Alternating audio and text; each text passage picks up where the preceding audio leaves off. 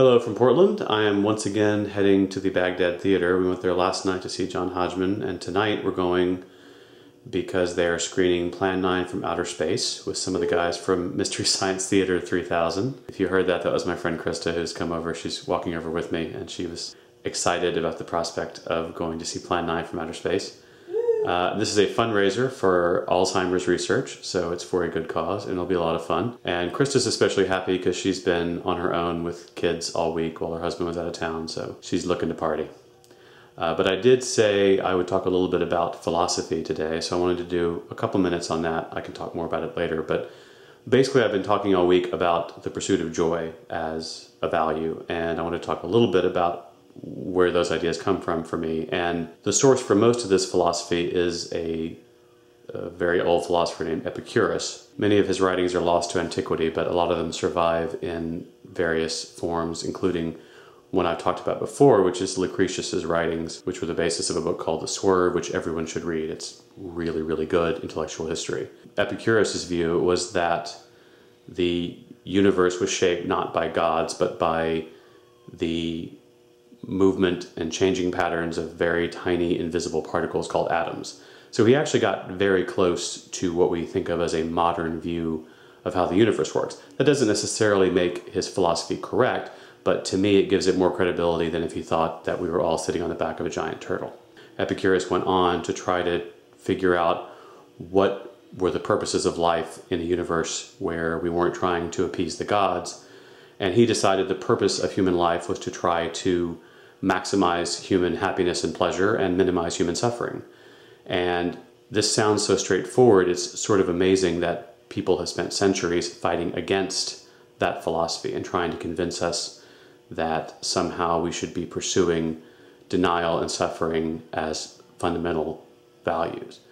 And in fact, if you have heard the term Epicurean, you've probably heard it in the context of gourmet food or wine, as if Epicurus was just a pleasure seeker who thought of nothing but immediate gratification, which is totally wrong. That's completely inaccurate portrayal of Epicurus's life and his philosophy. The reason that word has the connotations it has today is the result of a very long campaign by opponents of his philosophy to trivialize it and to make it sound as if it's simply mindless hedonism as opposed to a well-grounded view of how to live a good life.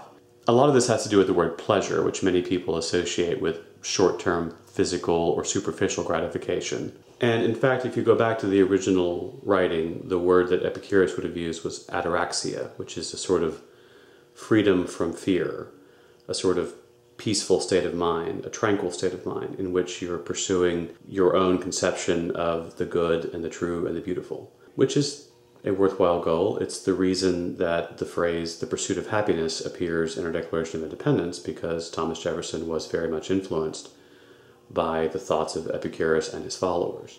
I think it's more difficult than you might think to identify and pursue your own conceptions of joy and satisfaction, because there are so many alternative definitions crashing in on you, both from your peer group and from the larger society. It can become very difficult to identify what truly matters to you and what's important to you. And then more broadly, it influences how I interact with other people and the opinions I have about other people.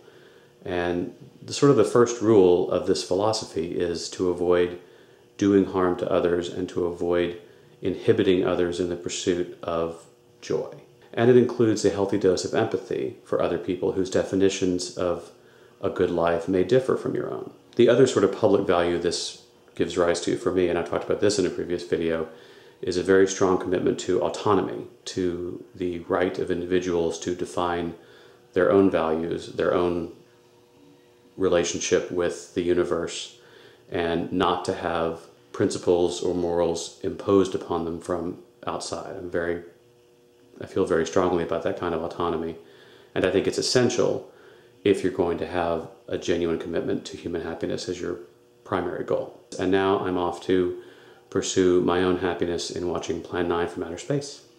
Thanks for watching. I'll see you tomorrow.